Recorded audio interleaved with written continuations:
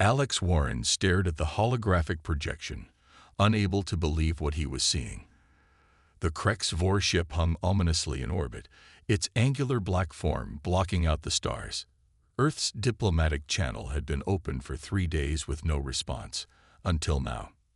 "People of Earth," the translator rendered the alien's guttural speech.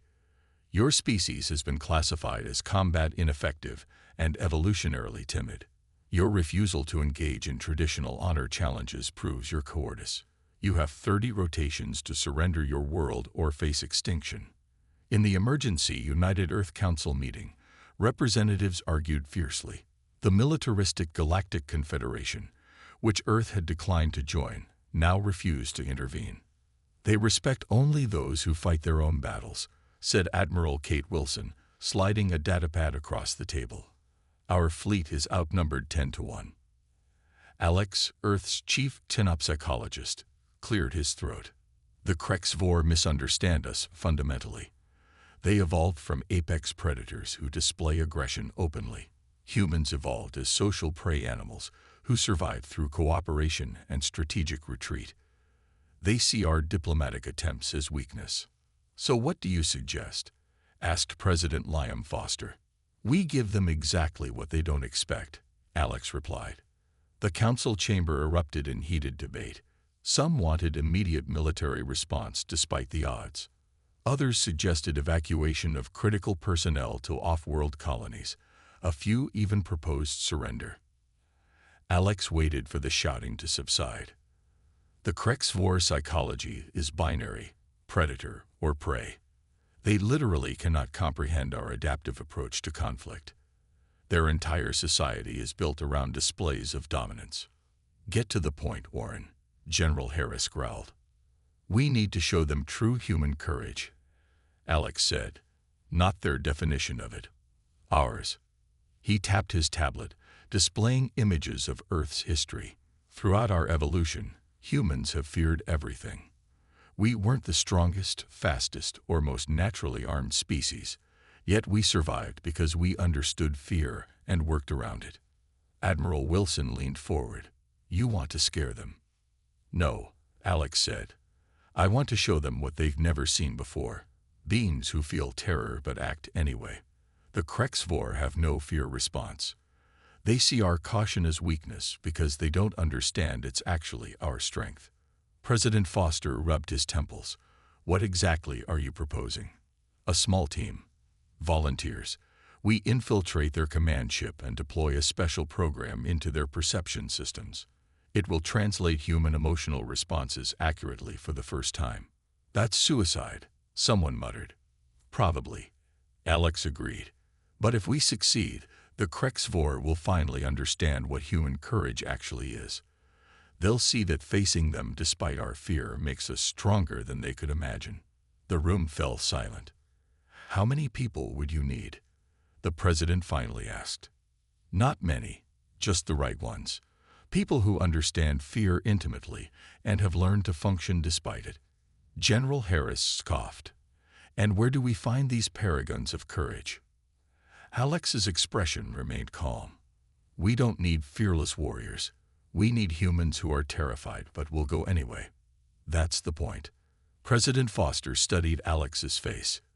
"You already have people in mind." "I do," Alex said. 12 volunteers who represent what humanity truly is. Not fearless, but fear-conquering." The president glanced around the table, then nodded slowly. "You have 1 week to prepare. If this fails," Alex finished, "at least we'll fall as humans have always lived, afraid, but trying anyway." 5 days later, the training facility in Nevada's desert housed 12 volunteers, the only humans brave enough to attempt Alex's desperate plan. Olivia Martinez, former Special Forces, inspected her teammates skeptically. "This is it. 12 people to save Earth." "Quality over quantity," replied Sam Powell, a mining engineer from Australia. "Besides, we're the only ones crazy enough to try." The others were an unlikely mix. Lisa Johnson, a behavioral psychologist. Victor Patel, a xenobiologist. Daniel Wright, a retired astronaut. Maria Garcia, a deep-sea researcher, plus a doctor, 2 mechanics, a linguist, a physicist, and a professional rock climber. None were traditional warriors by Krex 4 standards. All had been selected for one critical trait. They understood fear intimately and had learned to function despite it. The Krex 4 believe courage is the absence of fear, Alex explained. They've never encountered our human approach, feeling terror but acting anyway. They don't understand what real courage is. So we're betting everything on them misunderstanding human psychology, asked Lisa. Exactly, Alex replied. Their entire species never evolved the fight-or-flight response like we did. They don't comprehend retreat as a viable survival strategy. To them, humans appear weak because we negotiate and compromise instead of fighting. Daniel looked around the room. Well, we're about to give them a serious education. Sam checked his equipment for the 5th time that hour. His hands trembled slightly. I've faced cave-ins 2 miles underground. This is worse. Feeling scared is the point, Lisa reminded him. We're not trying to be fearless. That would defeat the purpose. Victor demonstrated the neural interface device he'd developed. This will translate our emotional states accurately to their perception systems. For the first time, they'll understand what human courage actually is. In the training room, Olivia put the team through combat drills, though not conventional ones. They practiced moving while terrified, making decisions under extreme stress, and supporting each other when panic threatened to overwhelm them. Remember, she instructed, fear is normal. Expected. Use it. Let it sharpen your senses, not paralyze them. Maria, who studied life in the ocean's deepest trenches, nodded. It's like diving. Panic kills, but fear keeps you alert. That night, the team gathered around a small fire outside the facility. No one spoke much. Each was lost in private thoughts, considering what waited above Earth's atmosphere. I have a daughter, Daniel finally said, breaking the silence. She asked why I volunteered. I told her sometimes being scared is exactly why you need to do something. The Krex 4 think they know us, Sam added. They've studied our wars, our conflicts. But they've missed what makes humans different from every species they've encountered. Which is? One of the mechanics asked. We're not brave because we don't feel fear, Olivia answered. We're brave because we do, and we go forward anyway. Alex joined them, carrying mission plans. Final briefing is at 600, launch at 800. The Krex 4 still expect our surrender or a conventional military response. They're in for a surprise, Victor said with a nervous laugh. As stars appeared overhead, the 12 humans contemplated the alien ship circling their world. Each felt the weight of 7 billion lives on their shoulders. Each fought their own private battle with terror. And each knew that feeling this fear, yet preparing to face it, was the most human thing they could do. The shuttle approached the Krex 4 mothership silently, using technology reverse-engineered from captured alien craft. Inside, the 12 humans monitored their biofeeds, each showing elevated heart rates and stress hormones. Remember, Olivia whispered, they can smell fear pheromones, but they interpret them differently. To them, our fear signals mean submission, not preparation. Their plan was audacious. Infiltrate the mothership, access the central command node, and deploy Victor's specially designed virus into the Krex 4 battle network. Not to destroy it, but to translate human emotional responses accurately to the aliens' perception systems. Sam worked the airlock controls while Lisa monitored Krex 4 communication channels. They're still broadcasting ultimatums, she reported. No sign they've detected us. The 12 moved through the ship's ventilation system, their bodies trembling with natural fear. Twice they froze as warrior patrols passed beneath them. Each human's instinct screamed to run, yet they pushed forward. At a junction, they separated into 3 teams. Daniel, leading Olivia's team to the command center, whispered, "Remember what makes humans special. We're hardwired to be afraid, yet we still act. That's our advantage." Victor's team branched off toward the neural core, carrying the translation program.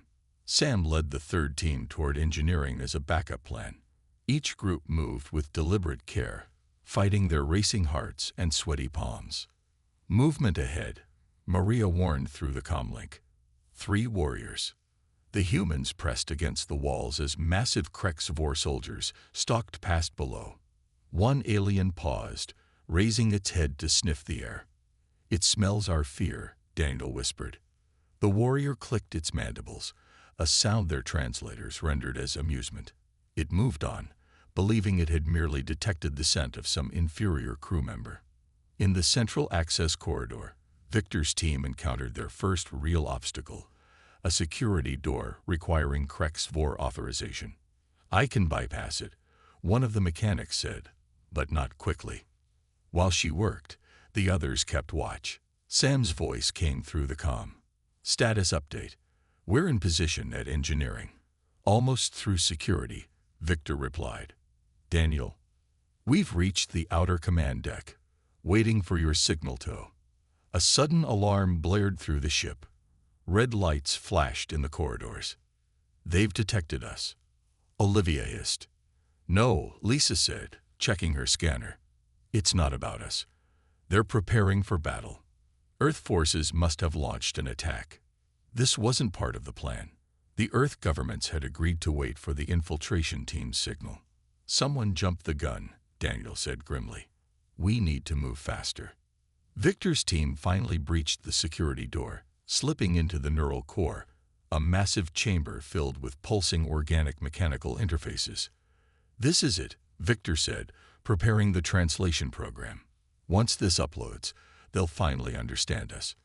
In the command center corridor, Daniel's team watched as Krexvor warriors rushed to battle stations. Their chance to slip in unnoticed was coming. In engineering, Sam's team positioned their backup devices. "If the main plan fails, we can at least disable their weapons," he told his team. Then disaster struck. A Krexvor commander spotted Daniel's team. Alarm systems blared through the entire ship. "We've been discovered," Daniel shouted into his comm. "Victor, upload now. Sam, stand by." As Krexvor warriors converged on their position, Olivia stepped forward. "I'll hold them off. Get to the command center." "Upload at 60%, Victor reported. "Need 30 more seconds." The mission hung by a thread as the humans faced their deepest fears made real. Discovery, capture, failure with Earth's survival in the balance. But they didn't run.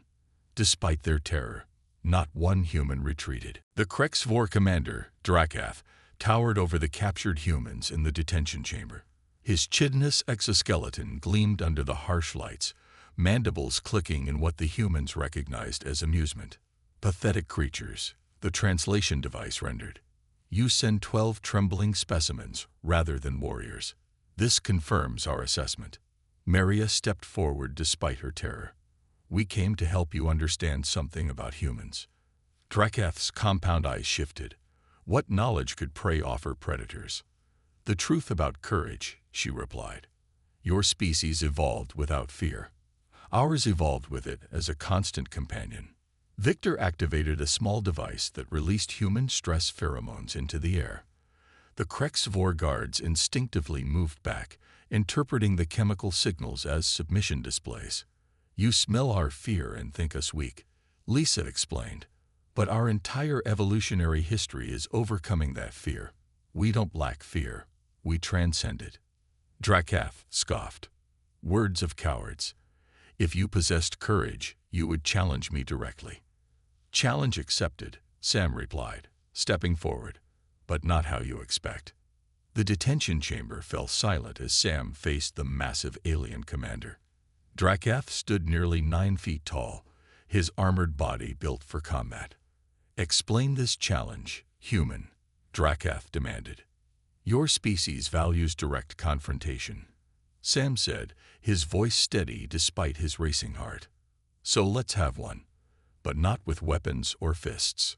Olivia shot Sam a worried glance, but he continued, "I challenge you to truly see us, to understand what human courage actually is. Riddles and evasion. Drakath clicked dismissively. Typical prey behavior. No evasion, Sam insisted. A direct challenge. Face me in your arena. Let your entire crew witness. If I fail to demonstrate true courage by your standards, you can proceed with your attack on Earth.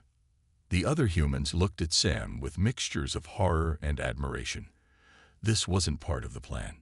Drakath studied Sam, noting his rapid breathing and dilated pupils. You reek of fear even now, human. Yes, Sam acknowledged. I'm terrified. That's the point you're missing. After a long moment, Drakath addressed his guards. Prepare the challenge arena. Alert all warriors to attend. This will be educational for our younger soldiers, a demonstration of why humans are classified as combat ineffective. As the guards led them away, Daniel whispered to Sam, "What are you doing?" "Buying time," Sam replied quietly. "Victor, did the upload complete before they caught us?" Victor shook his head. "Only partially. The program is in their system, but not fully integrated. Then we need to stall until it can finish its work," Sam said. "And I need to get close to their central neural node." Lisa looked at him with sudden understanding. "The arena. It's connected to their ship-wide observation system." "Exactly," Sam confirmed. "If I can get there, the translation program can spread through their entire perception network." Olivia gripped his arm. "This is suicide. Let me take your place." "No," Sam said firmly. "It has to be me. I studied their combat rituals. There's a way to do this that will confuse them completely." As they were marched through the alien vessel's corridors, the humans felt the collective stare of hundreds of Krexvor warriors. To the aliens, the humans appeared weak, trembling, thoroughly defeated. But inside each human mind, a plan was forming. They communicated with subtle gestures, preparing for what would happen in the arena. "Remember," Sam whispered as they approached the arena entrance, "what they're about to see isn't just about saving Earth. It's about teaching them what they've never understood about us." The challenge arena was filled with Krexvor warriors, their collective clicking creating a background roar as Sam faced Drakath. The human stood nearly 2 feet shorter than the alien commander. "The rules are simple," Drakath announced. "We fight until submission or death." Sam nodded, visibly trembling. The Krexvor audience clicked their mandibles in derision at the display of obvious fear. When the signal came, Sam didn't charge as expected. Instead, he stood his ground, arms at his sides. Confused, Drakath approached cautiously, then struck with lightning speed. Sam took the blow across his chest, staggering but remaining upright. Blood trickled from his mouth. "Fight back," Drakath demanded. "I am," Sam replied through gritted teeth, "just not how you understand fighting." With each punishing blow, Sam refused to submit or counterattack. The arena grew quieter as the Krexvor struggled to understand what they were witnessing. Their warrior code had no context for this behavior. Meanwhile, while all attention focused on the arena, Olivia's team completed their mission, uploading Victor's program into the Krexvor neural network. In the arena, Sam finally collapsed. Drakath raised his weapon for the killing blow, when suddenly he froze, his compound eyes widening as the translation program activated shipwide.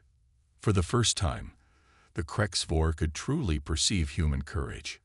Drakath lowered his weapon slightly, chittering in confusion. The arena fell completely silent as every warrior experienced the same revelation simultaneously through their shared neural network. "Impossible," Drakath said. "Your biochemistry. These readings cannot be correct." Sam, bleeding but conscious, looked up at him. "The readings are accurate. This is what human courage looks like." The translation program was working perfectly now, conveying not just words, but the full emotional context behind them. Every Krexvor in the arena could sense Sam's overwhelming fear and his decision to face it anyway. "You feel terror," Drakath said slowly. "Yet you still came here, faced me. Why not fight back?" Because winning through violence isn't the point, Sam explained, his voice weak but steady. Standing here despite my fear, that's the victory. The other humans were brought to the edge of the arena. Victor stepped forward. Your species evolved without our fear response. You never needed it. We always had it, and learned to live with it anyway. Our entire history, Lisa added, is the story of feeling afraid but acting despite it. That's human courage. Around the arena, the Krexvor warriors were experiencing something entirely new, a recognition that what they had dismissed as weakness was actually a different form of strength. Your attacks on Earth, Daniel said, were based on a fundamental misunderstanding of our species. Drakath studied Sam's broken form, then looked at the other humans. Each showed clear biological signs of fear, yet none retreated. Through the neural connection, he could now sense the complexity of their emotional states, the layered interplay of terror and determination. You let yourself be beaten, Drakath said to Sam, to demonstrate this point. We tried telling you, Sam replied. You wouldn't listen. Sometimes showing is better than telling. The translation program continued spreading through the ship's systems, converting human emotional states into terms the Krexvor could understand. What they had interpreted as submission signals, they now recognized as preparation for action despite overwhelming odds. Drakath made a gesture the humans didn't recognize. 2 medical attendants rushed forward to attend to Sam. Your demonstration, Drakath announced, requires further study. The humans exchanged glances. It wasn't victory, not yet, but for the first time since the Krexvor arrived, there was hope. Drakath lowered his weapon slowly as the neural interface translated Sam's emotional state accurately. What the Krexvor had interpreted as cowardice was revealed as something entirely different, a creature experiencing overwhelming fear yet choosing to face death anyway. Impossible, Drakath chittered. Your biochemistry, you feel terror constantly, yet you came here, faced me. Sam looked up from the floor, blood streaming from his nose. That's what humans do. We're afraid of everything, always have been. We evolved as prey, not predators. But we keep going anyway. Through the ship's communication system, the other humans had activated the full translation program. Every Krexvor warrior now received the unfiltered emotional truth of humanity, a species that had evolved with fear as a constant companion, yet built civilizations, explored space, and now stood before extinction with shaking limbs, but unbroken resolve. We could have bombed your ship, Olivia explained as guards brought the other humans to the arena, tried a suicide attack. But we came in person instead, terrified the entire time, to help you understand. Drakath's posture changed as the full implications became clear. Your entire species functions like this, always afraid. Always, Lisa confirmed. What you call cowardice, we call Tuesday. The arena remained silent as Drakath circled Sam's fallen form, the human's vital signs displayed on monitors around the arena, showing his elevated heart rate and stress hormones at levels that would incapacitate a Krexvor. Our scientists believed these reactions indicated weakness, Drakath said slowly, a biological admission of inferiority. They got it backwards, Maria explained. These reactions are what push us forward. Fear tells us something matters enough to be afraid of losing it. Victor stepped forward, his own readings showing similar fear patterns. Your species never needed fear because you were always the apex predator on your world. Humans evolved surrounded by dangers. We survived by learning from fear, not by lacking it. Drakath made a complex series of clicks that the translators couldn't fully interpret. Other Krexvor warriors responded with similar sounds. They're debating. Lisa whispered to the others. This is working. Finally, Drakath addressed Sam again. You allowed yourself to be beaten to demonstrate this principle. Why not simply tell us? Sam managed a pained smile. Would you have believed us? You needed to see it. Feel it through your neural network. The Galactic Confederation classified humans as non-warrior species, Daniel added. They were wrong. We just fight differently. Drakath raised one massive claw. The arena fell silent again. For 3,000 cycles, the Krexvor have conquered species who fail to demonstrate proper warrior attributes. Our understanding may have been incomplete. The humans exchanged hopeful glances. Your demonstration requires further consideration, Drakath continued. The attack on your world is suspended pending review. It wasn't a clear victory, but it was far better than annihilation. Medical attendants approached Sam, applying treatment to his injuries while the other humans were escorted to a holding area. Later, in the medical bay, the team gathered around Sam's recovery pod. Did we succeed? He asked weakly. They're talking instead of shooting, Olivia replied. I'd call that progress. Victor checked his devices. The translation program is fully integrated now. Every communication between us and them will include the emotional context they've been missing. What happens next? Maria wondered. Lisa studied the Krexvor observers outside the medical bay. I think we've given them their first real identity crisis. Their entire society is built around a concept of courage that just got redefined. Good, Sam said, wincing as he tried to sit up. Maybe now they'll understand that running away sometimes is just as brave as standing your ground.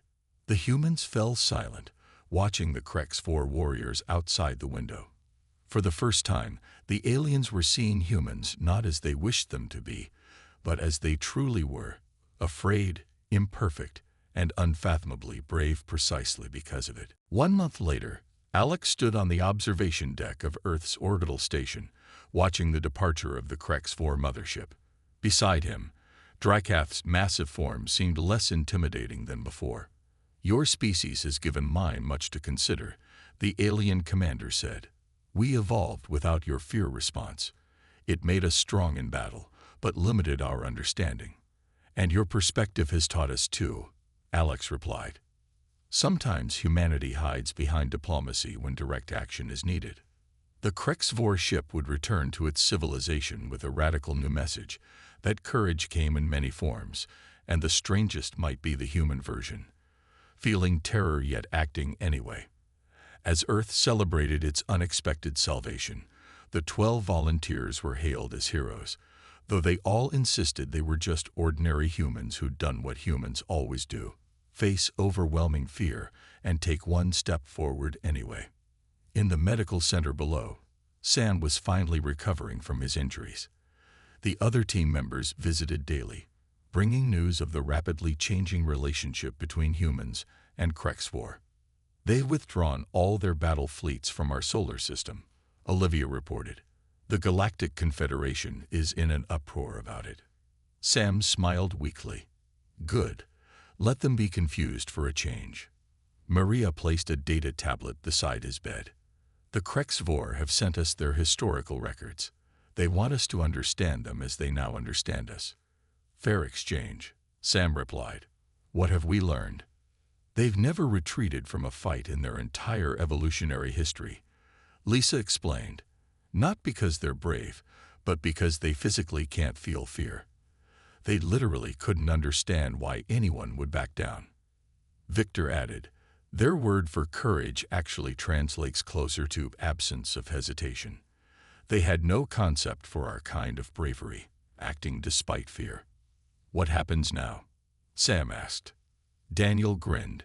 Now comes the interesting part. The Krexvor have requested formal alliance with Earth, not the Confederation, just us. Apparently, they find our particular brand of courage fascinating. Later that evening, on the station's diplomatic deck, President Foster signed the first human Krexvor treaty. The document acknowledged the fundamental differences between the species and committed both to learning from each other.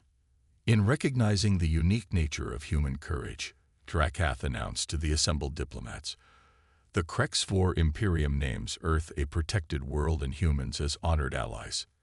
The implications were enormous. With Krexvor protection, Earth would no longer need to fear aggression from other Confederation species. After the ceremony, Alex found Sam watching the stars from his wheelchair. Not bad for a bunch of cowards, Sam joked. Alex smiled. You know, the Krexvor have added a new word to their language. It doesn't translate well, but it essentially means the strength that comes from acknowledging weakness.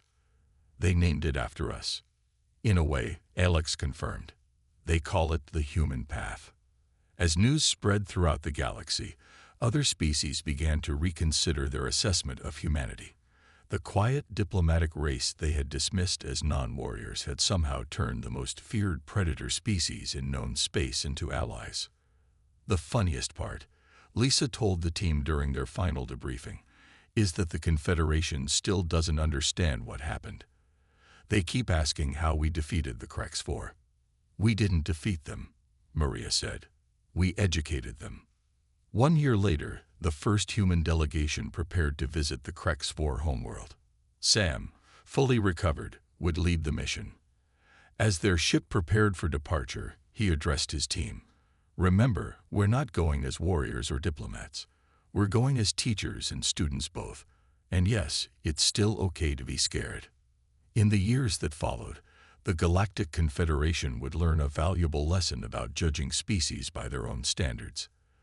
The Krexvor became humanity's most steadfast defenders, respecting the unique courage of these strange beings who lived with constant fear, yet built starships anyway.